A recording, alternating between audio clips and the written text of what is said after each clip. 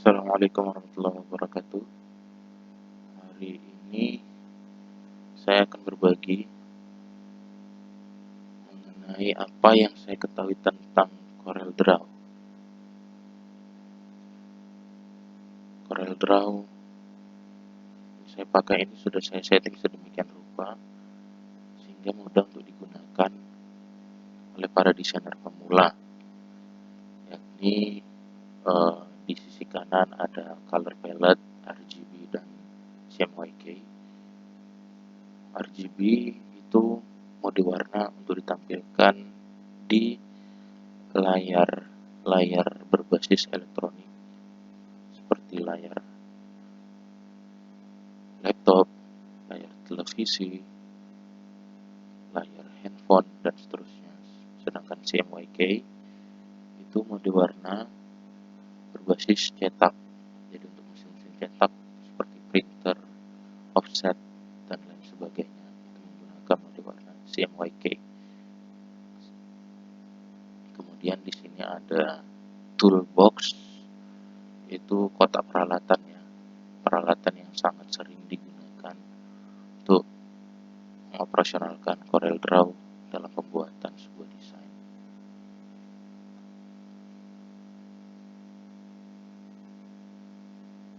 Nah, sekarang saya akan menjelaskan fungsi-fungsi dari toolbox yang paling sering digunakan di CorelDRAW ini. Pertama, pick tool. Pick tool ini fungsinya untuk memilih atau mengaktifkan objek, kemudian untuk memindah dan menggeser objek, kemudian ini juga berfungsi untuk merisain dan mengubah ukuran objek. Saya contohkan bagaimana ini memilih atau mengaktifkan objek ya. Misalnya ini ada sebuah objek persegi gitu kan. Awalnya dia ini terseleksi, namun ini tidak terseleksi. Maka untuk memilih atau mengaktifkannya kita gunakan pick tool. Kita klik di sini, maka dia terseleksi atau teraktifkan. Dan sesuai dengan fungsi yang saya jelaskan tadi, bahwa pick tool ini bisa untuk digeser gitu, untuk menggeser objek, meresize juga, merubah ukuran juga bisa gitu. Kemudian shape tool ini ya.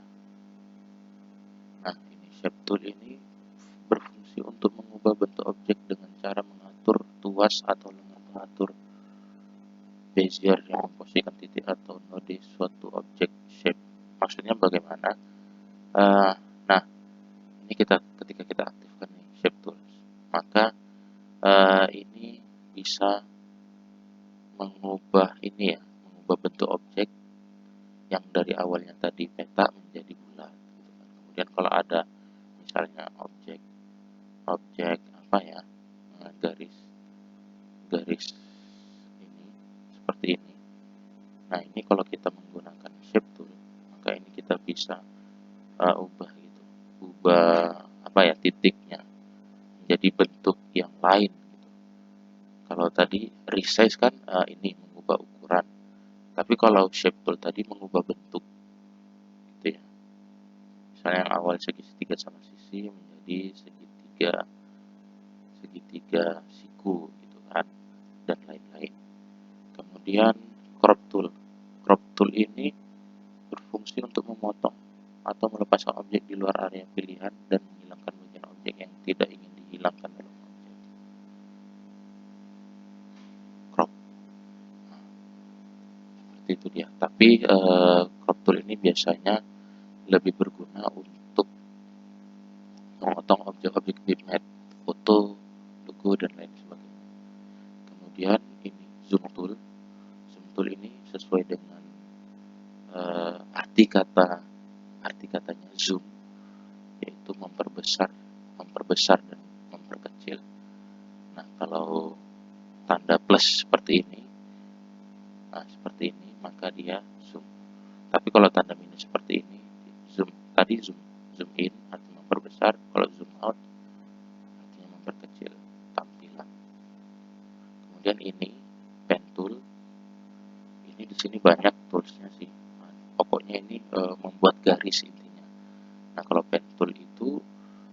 bisa membuat garis lengkung, kombinasi garis lengkung dengan garis lurus.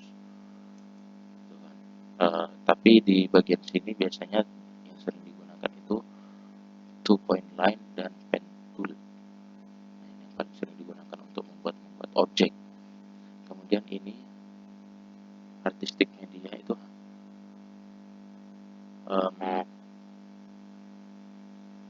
apa ya?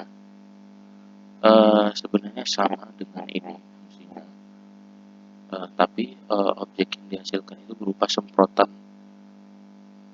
air gitu, semprotan cat gitu, seperti kuas. Kalau tadi kan pen tool yang dihasilkan itu hanya garis, tapi kalau kita menggunakan ini artistic media tool, maka yang muncul adalah objek berupa bentuk kuas gitu. Banyak sih jenisnya, ada kuas, ya kan, ada kuas brush, ada sprayer, semprot, ada kaligrafik, dan ada expression. Kemudian selanjutnya ada rectangle tool yang saya contohkan di awal tadi, ini untuk membuat rectangle atau persegi. Kemudian ini tipsnya untuk membuat persegi sempurna atau square 1:1 tadi, sambil tekan tahan tombol kontrol maka dia akan terbentuk persegi sempurna atau square. Nah, ini kalau kita lepas kontrolnya maka dia bisa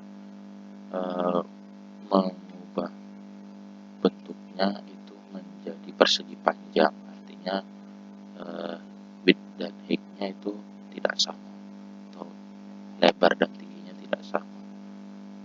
Kemudian ini ellipse tool untuk membuat lingkaran, objek lingkaran seperti ini. Lingkarannya bisa ellipse, bisa lingkaran sempurna.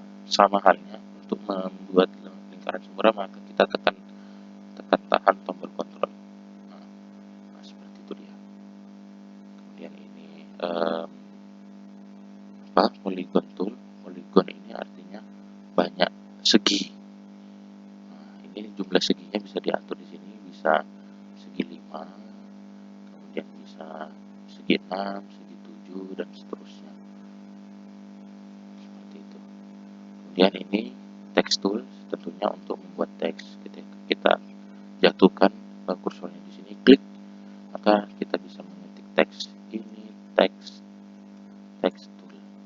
Nah, ketika posisi dalam status text tool, maka kita bisa mengubah jenis fontnya menjadi font yang kita inginkan, font yang kita suka, ukuran fontnya, dan seterusnya. Jadi selain ukuran font itu bisa di resize menggunakan pick tool, juga bisa menggunakan font size. Nah, kemudian ini ada yang namanya parallel dimension tool. Ini untuk mengukur dimensi satu dimensi ya. Satu dimensi artinya lebar atau tinggi dari sebuah objek. Karena ini dari sini ke sini berapa? Nah, ternyata 4,48 mili. Seperti itu dia. Walaupun sebenarnya kita sudah mengetahui berapa nilai dari panjang lebar dan tingginya di informasi size di sini gitu kan. Tapi jika ingin ditampilkan size dari dimensi dari lebar atau tinggi sebuah objek, itu kita menggunakan parallel dimension tool. Kemudian ini ada connector tool, itu berfungsi untuk membuat garis lurus dengan menggabungkan dua benda atau dua objek. Nah, seperti ini ke sini, ini ke sini. Nah, seperti itu dia. Nah, dia jadi dikoneksikan, dia sebagai konektor antara satu objek dengan objek lainnya. Biasanya ini berfungsi biasanya yang sering digunakan untuk menerangkan sebuah gambar itu, keterangan gambar. Misalnya ini teks, kita rubah lah misalnya ini lingkaran. Nah, ini kita pasangkan di sini, dari sini ke sini. Nah, ketika ini kita mau gak ke posisinya seperti di sini, dia akan mengikuti gitu kan, bahwa lingkaran ini teks ini menjelaskan objek yang ini. Konektornya itu selalu mengikuti dimanapun objek yang saling berhubungan itu terhubung dengan konektor tadi. Kemudian drop shadow tool. Drop shadow artinya untuk membuat bayangan. Misalnya ini kita warnain warna merah gitu kan. Kita hilangkan garisnya menjadi 0. Kemudian kita gunakan tools shadow tool. Nah, ini ketika kita tarik seperti ini, maka dia akan muncul bayangan.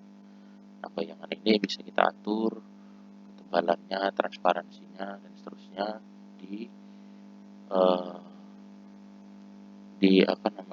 drop shadow toolbox. Nah, di sini toolbar, drop shadow toolbar. Kemudian ini transparency tools. Nah, kalau tadi membuat bayangan, ini membuat suatu objek itu menjadi transparan. Seperti ini misalnya uniform transparency. Nah, ini bisa kita atur seberapa transparannya dia. Gitu kan. Makin tinggi nilainya, makin nggak nampak, makin transparan dia. Udah gitu juga bisa transparan sebagian. Nah, seperti itu dia. Dan ini color eyedropper tool. Nah, color eyedropper tool itu kita untuk mengambil warna di objek lain. Misalnya ini kita mau mewarnai sesuai dengan merah ini gitu kan. Kita ambil aja dari eyedropper tool ini, kita ambil kemudian kita masukkan ke sini. Nah, berubah dia warnanya. Kemudian ini interactive fill tool. Ini berfungsi untuk mengubah atau memberi warna gradasi pada suatu objek dengan langsung mengklik objek tersebut. Nah, seperti ini dia. Gradasi dia dari merah ke putih atau dari merah ke hijau misalnya. Seperti itu. Nah, inilah beberapa toolbox yang paling sering digunakan dalam mengoperasikan CorelDRAW untuk membuat sebuah desain. Demikian dari saya. Tanyakan pertanyaanmu di kolom komentar. Terima kasih. See you to the next video.